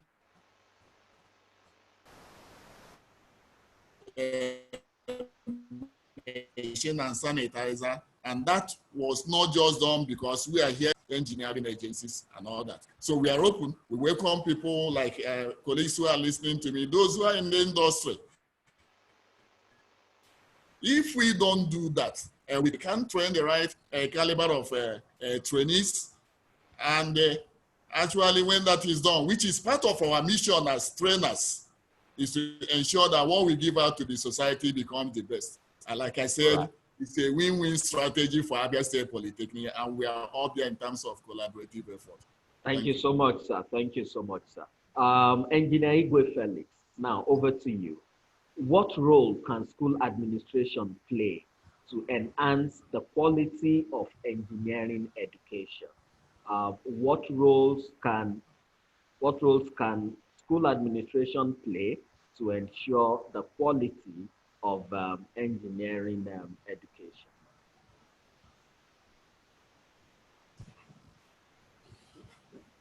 You can unmute yourself, sir. You're not unmuted. You're still muted. Please unmute yourself, sir. Please unmute yourself, sir. Yes, I can hear you now. We can hear you. Okay, good. The roles school management or school admission should embark on are as follows. One, they should ensure that only lecturers that are professionally and academically qualified are appointed as heads of department. That's number one. Not appointing any person they see as a head, because if the head is bad, that means the people he or she is leading, they will be ignorant of what I'm saying. Number two, only lecturers that read engineering should be allowed to teach engineering courses. If you go to some institutions, some people who are not engineers are teaching our engineering students. Tell me, if such a thing is done, how can our students survive it tomorrow? So I'm recommending to school administration or management to ensure that only lecturers that read engineering should be allowed to teach engineering courses. Number three, management should only ensure that persons with requested qualification should be allowed to man lab, studio, and workshop. You know that those, like the laboratories, studios, and other ones, are manned by our technology. Just ensure that it's only someone that has HND that should do that. Please allow me, I have other things to say. Please, can you allow me to finish? Okay, yes, sir. Yes, sir. Yes, sir. Please go ahead. Okay. Go ahead, sir. Okay, this one is very important. Can you listen? This one is very important. I want to say. Yes, we're listening. You see, sir. there's something that happens. I want management to adopt this. There's something that happens in School of Medicine or College of Medicine. After second year, they are subjected to qualifying exam. If a medical student fails, that person is automatically disqualified as a medic to continue reading medicine. I want them to adopt that method. When an engineering student reaches second year, let that student be administered another exam that qualifies him or her to continue or to discontinue. That's number 4. Number 5, management should ensure that laboratories, studios, and workshops are properly equipped. Because you cannot say you are teaching engineering, which is practical oriented area, without the laboratories, the studios, and other things being equipped. Number 6, management should not start with worker salary. I mean the engineer's salary. Because when the engineers are not encouraged, they will not give. When they are not encouraged, they will not give their best. It's only when they are encouraged they can give their best. So I recommend to school administration or anything you may call it to ensure that salaries of engineers or lecturers are paid. Number 7, lecturers and technologists should be encouraged to register with their professional body, because you cannot say you are teaching engineers who are future engineers without being recognized by current. It is wrong. It is an error. Thank you so much. Finally, all right. Engineers that are due for promotion should be promoted. Okay. Because if you don't promote them, you are not encouraging. If you don't promote them, they cannot do better. Thank you, and God bless you. Thank you so much, sir. Engineer Igwe Felix. So thank you so much, sir. Engineer Emeka, how will the industry help in producing well-skilled engineering graduates in Nigeria? That is more or less, what is the role of the industry in ensuring that we produce well-skilled engineering graduates in Nigeria? Well, that's a nice question. I would say the industry play a better role in producing a well-skilled engineering. But the problem we have, do we have the industry in Nigeria? That's the problem we have. Do we have the industry in Nigeria? The industry play a better role in developing the engineering skill of a student. But most of the students, as the HOD said, the dean said, 60% of the students don't get where they do the industrial training. 60% of the students don't get where they do the industrial training. So how will they acquire those skills? So most of industry are running down, they're running out. We're running out of power, we run out of taxation, we run out of many things. But when we can establish an industry, the state can go ahead, establish an industry, call it an engineering industry. We go to Ebonyi State, all the thing requires for road construction, we can get from Nigeria. But we'll still look for expatriates to come in and use those raw materials we have in Nigeria to construct road for us. 80% of things required for buildings are got in Nigeria, but we still look for expatriates to come in and do the building for us. How will our local industry grow? How will we absorb most students coming up from the school to train them? In my own suggestion, I will feel that going for this IT, just a waste of time for students. Let government made it, you be 4 years in your school. After your 4 years, you graduate, and they will take you to a particular school of engineering, a particular training institute, where you will be trained. The way they do in their school, in the law, they have where they have their law school. In the medical line, you go for housemanship. We should also train. We do also develop an engineering culture that way. This engineering culture that way will help us in production. The laborers are there, the fresh graduates are there who will act as the laborers to do the work. If an Ebonyi State governor can open a construction company owned by the state, It can take fresh graduates or IT students, attach them to the company, let them grow from the company. Another state can develop it, an electrical company. They're based on production of transformer or production of electrical appliances. You employ students who are the laborers, let them learn from there and grow from there. You also make money. This is what they did in China. In China, various states has what they produce. You can't go to a state, if they're not producing this, they would advise you to go to this state and get what you need. We should also learn it from Nigeria. Each state should develop an engineering firm. Engineering is a bedrock of a nation. A nation who doesn't deal with engineering is going to fail. We cannot depend on foreign partners to come in to do most of our work here. Julius Berger do most of 80% of the construction in Port Harcourt, while the raw materials are being gotten in Nigeria. Why? And the people they are using are Nigerians. But with the name of the company is what we want. Let's go back to our 60s, where we have our engineering works. Engineering works produce nuclear fans. They produce nuclear fridges. We can also go start from there. We can say this state in Port Harcourt, let you be for electrical. This state in Ebonyi State, let it be for civil construction. This state in Lagos, let it be for electrical construction, electrical work. We'll take our first student coming out after their 4th year. Let them go to this particular industry and be there for 2 years. When they be there for 2 years, they work there, they gain the experience there. When they finish from there, they can be employed or they can start up their own. With this, we can grow as a nation. But looking at this period we were saying we are sending students for IT is a waste of time. Let's make it a compulsory. You stay 4 years in your school. After that 4 years, you will not be awarding B engine. You are awarded B engine after you undergo that 2 years training in the industry. That's my own opinion. All right, thank you so much, sir. So more or less like a finishing section or a finishing school for engineers, right? Like a kind Confirmed. Of school for Confirmed. engineers. All right, Confirmed. Thank you so much, sir. Engineer Okeke Ude, what role should regulatory agencies like COREN, NUC, NBTC, and so on play to improve engineering capacity in Nigeria? What roles should all these professional bodies play in ensuring that we develop the capacities of engineers in Nigeria? Engineer Okeke, sir, you can unmute your mic, sir. Engineer Okeke.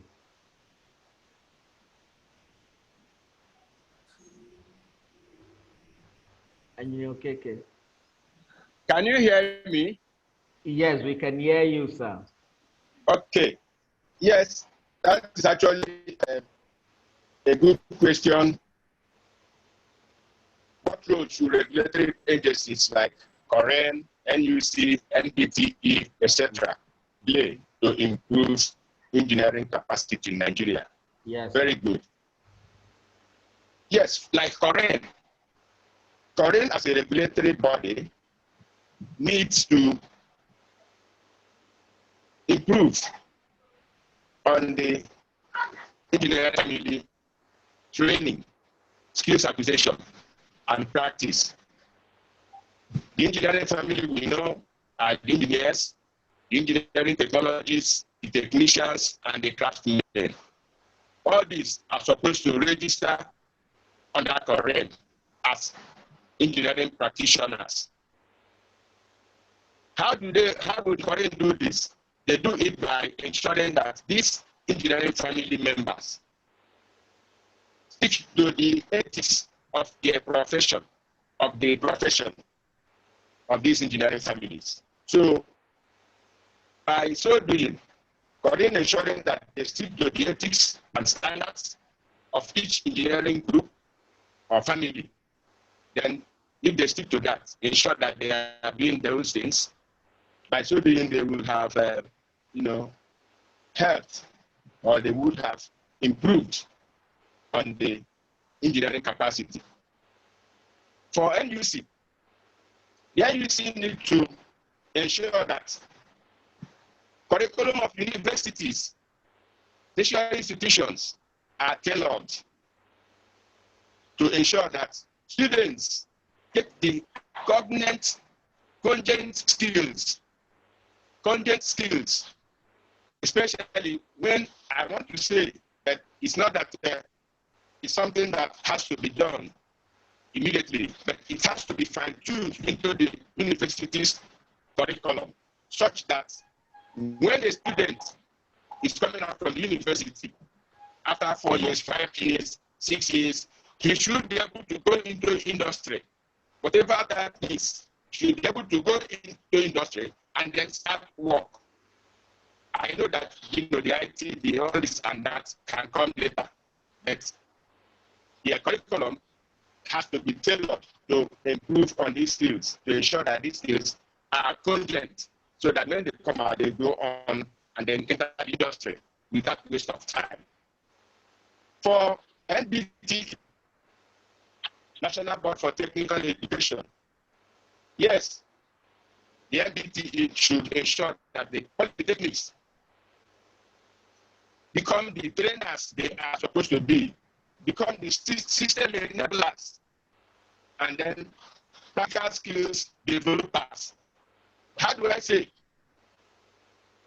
The polytechnics, the NBTE need to ensure that the students coming out from the polytechnic, coming out from the as technologists in engineering, acquire the necessary skills to provide machines, tools, systems, equipment.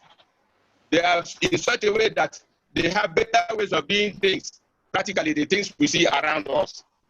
All right. But they are also innovators. They produce things that the society needs. All For right. instance, So much, their final projects should be such that it is what society needs. And when they finish their final projects, they should provide the prototype and then commercialize it. All right. Thank you very much. Thank you so much, sir. Thank you so much.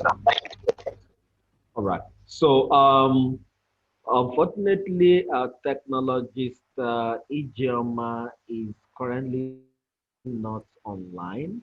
So, the question I will have directed to her, I'll just hold that.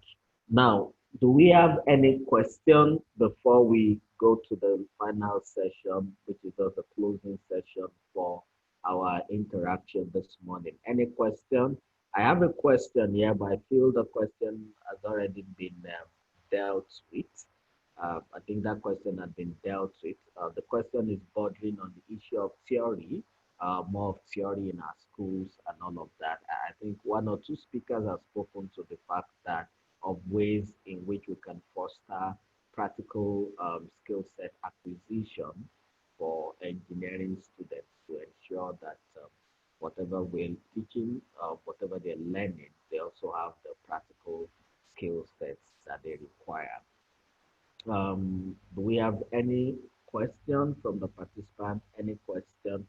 In the absence of any question, I may just ask the speakers to just one minute for each speakers to just final words on whatever they feel is the way forward going forth from here.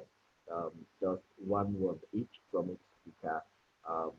We'll start with Engineer Felix, and then I'll move to Dr. Chigbu, and then Engineer Chukwuocha, and then Engineer Okeke. If Engineer if Technologist ljeoma come back online before then, I'll also give her an opportunity to speak. So Engineer Felix, in 1 minute, what's the final word? What's the final word? What's the way forward? What would you want to leave with us this afternoon? Hello, can you hear me? Yes, we can, sir. Okay. Just as I've said, I've advised government, I've advised the school administration on what to do. Can I say that there's one thing I think that should be done so that everything we are saying here can be a success. Okay. You see, we're talking about practicals. So our engineers are not practically oriented. And the question is, why is this so? I'm of the opinion that before a lecturer or an engineer is employed, that they should pass practical tests before that person gets employed, gets his or employment in that establishment. So thank you and God bless you. All right. Before you go, sir, I have a question here, and I want to direct this question to you.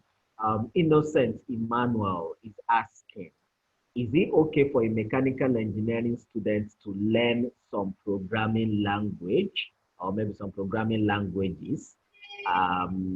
If yes, why? That is it okay for mechanical engineering students to learn some programming language? If yes, why? After you've spoken, Mr. Tochukwu Chukwuocha, you'll also speak to this question too as well. So very quickly, sir, just in another 30 seconds. No, I didn't get the question, sir. Please. The question is simply, Innocent Emmanuel is asking. Now, why I'm asking you is because you are the HOD of computer science department. That is it okay for a mechanical engineering student to learn programming language?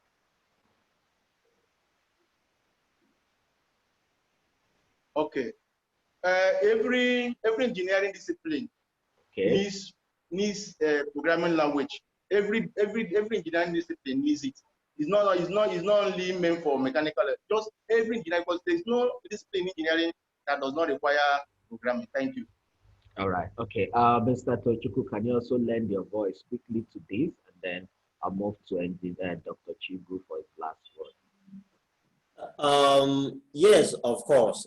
Just like the Dean just said, the world has been digitized, so to say. So for every field of engineering, there is a complementary or relevant software, programming language that will be useful. So yes, it's good. It's not compulsory though, but it will help to enhance the skills of the students. So it's good. It will be helpful. Okay. All right. Thank you so much, sir. Okay, Dr. Chigbu, you can unmute your mic and then let's hear your final word on the way forward from our discussion on this. What's your final word for us? Okay, thank you, Mr. Moderator and organizers of this program. I think it has been a nice one. My final word to all of us, starting from the trainers to those who are the regulatory stage of our profession, is that we have to do everything understanding the fact that we are like the wise one, or like the wise ones who are training those who are looking up to us. Whatever thing we do, we should do it unto God. I've had the Dean elaborately spoke on how the management of any institution or whatever corporate body should encourage our lecturers. It doesn't just stop at that. Like I said here, government has a lot of role to play. If the environment is not enabling, it will be difficult for management that looks up to somebody, the visitor of the institution, to encourage. But having said that, I think we as the wise ones who are training those who are coming behind us, somebody mentioned that the students or the trainees should have interest.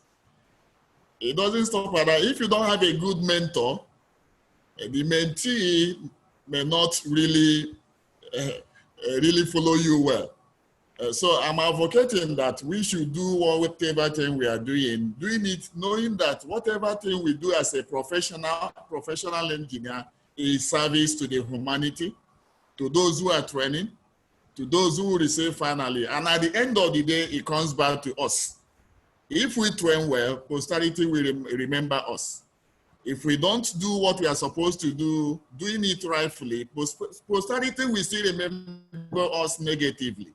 I want to thank all of you, commending you for what you have done today. And I want to ask that you keep it up. While all of us should contribute to the growth of the society positively. God bless you and bless you again and again. Thank you. Thank you so much, sir. Thank you so much, sir. Engineer Chukwuocha Emeka, can we have the final word from you, sir? Okay, I will say industry. Our government should allow our industry to grow. Allow our industry to grow so we can have more industry in Nigeria. Reduce the tax rates.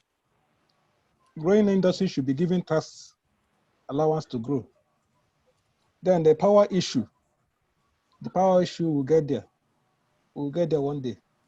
There's a lot of improvement from August down.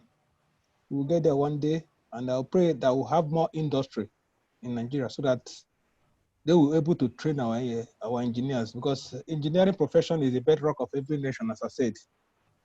China is able to grow because of the strength they have in engineering. We'll also make up with that if we have a good nation and a good leader in our country. So we pray towards it to have our industry to come up back so that our engineering can go up. Thank you. Thank you so much, sir. I mean, Engineer Okeke Olughu, can we have your final words? Just 1 minute, sir. Just 1 minute, sir. Can we hear from you, sir? Okay, can you hear me? Yes, sir. In 1 minute, sir. Your final word. Yes. Can I use this 60 seconds to give my final word?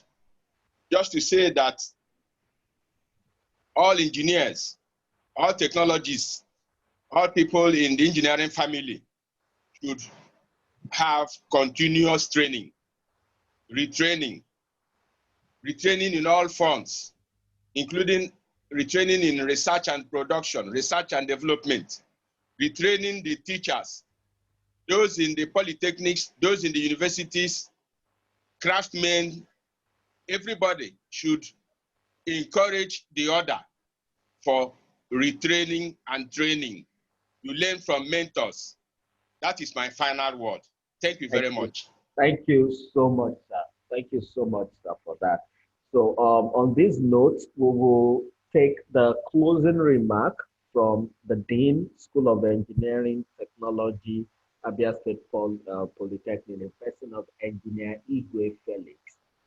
Can we have you, sir, in just 1 minute for the closing remarks, sir? Thank you, the moderator.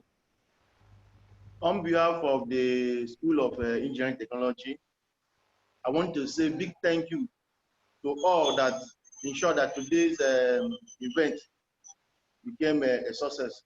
I say, may God bless you in Jesus' name. Amen. Having exhausted the business today, I say the meeting is hereby closed. Thank you. All right. Thank you so much, sir. Thank you so much, sir. Let's take the closing remark as well from the host and the lead partner, implementing partner for the E4I project, Mr. Chukwuocha. Let's hear the final remark from you, sir. Okay. This has been a very, very interesting discussion. I've learned a lot from the panelists and from the questions and from the answers. So I want to say a very big thank you to all the participants that joined and connected to listen and to watch this webinar. Thank you for joining. I also want to thank the panelists for bringing out their time, sacrificing their time to share ideas, to discuss on how to move engineering forward in Nigeria. I also want to thank the moderator. You've done a very great work. Then I want to thank the School of Engineering Technology, Abia State Polytechnic, for accepting the collaboration opportunity with a private sector organization like Clinton L. Today wouldn't have been possible if the School of Engineering did not accept a collaboration. This is what we encourage. We encourage other schools to open up to collaborate with the industry, with the private sector, so that we can help to bridge this skills gap. So this is a good example that we've gotten from Abia State Polytechnic. I'm also sure that the management of the Polytechnic, from the rector, deputy rector, that the management, if the faculty is willing to collaborate, definitely the management is also willing. So it's a good example. So keep it up. Our contact is on the screen. You can connect with us. You can see the contact on the screen. You can the website, the phone numbers. The purpose of the Engineering for Industry program is to transform engineering in Nigeria, to fix the problems, to fix the gap. We will not do everything, and of course we can't do this alone. We can only achieve this by collaboration, by partnership. So we are open for other academic institutions, polytechnic universities. If you're interested in collaboration in bridging the skills gap, please get in touch with us and let's work with you to help to bridge this engineering skills gap. If you're also in the industry and you are interested in supporting the program in any way, you can provide places for internship, opportunity for lecturers, for students, any way you feel you can support in achieving the goals of bridging the skills gap. Please connect with us and let's move Nigeria forward.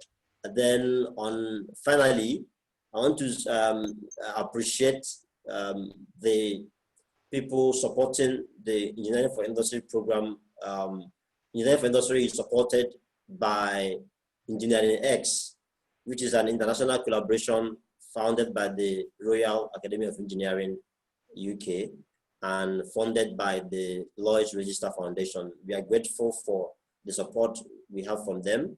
We also grateful for the support we got from the ACT Foundation here in Nigeria, which is supported or funded by Access Bank. So we are grateful for all the partners, all the supporters, and we are open for more collaboration opportunities with the industry, with the government, with professional bodies, with NSE, with NATE, with Korean, with all the stakeholders. We are open to work together to find solution to this engineering skills gap in Nigeria. And by the grace of God, we will fix the problem. The journey of a thousand miles begins with a step. We have taken the first steps, so we are already in motion, and Nigeria will be great. Thank you. All right, thank you so much. Thank you so much, Mr. Chukwuocha. So Chukwu Clinton. On this note, as the moderator, I want to appreciate each and everyone. We want to thank the participants, thank the panelists, to thank the organizers, CIC and School of Engineering, Abia Poly. My name is Omotayo Olorunfemi. I am the learning strategist at Teachers Academy Africa. What we do basically is we're interested in capacity development. We focus on capacity development for teachers, and our core area of competence is 21st century teaching and learning approaches that we refer to as innovative pedagogical approaches. So issues around blended learning, computational thinking, we do trainings on critical thinking, problem solving approaches, all of what is key, the core skills that are needed in the 21st century. That's where we focus on education, technology, consulting.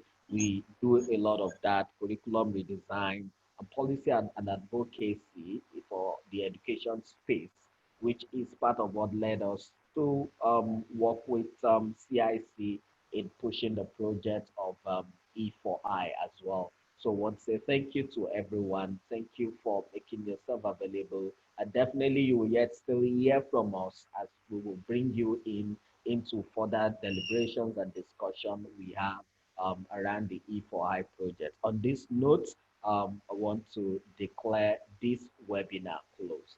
Thank you, everyone. Thank you. Thank you very much again. Thank you.